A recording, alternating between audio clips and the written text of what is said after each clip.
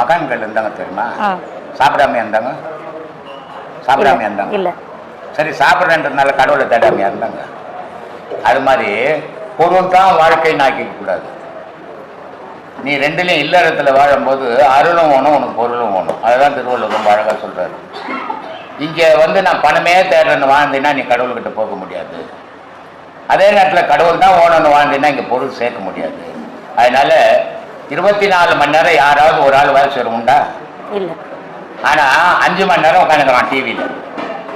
1 மணி நேரம் பேப்பரில் ஒரு எழுத்துக்கு துட்டு குத்து வாங்காமல் ஓசி பேப்பரில் ஒரு எழுத்து கூட விடாமல் படிக்கிறான்.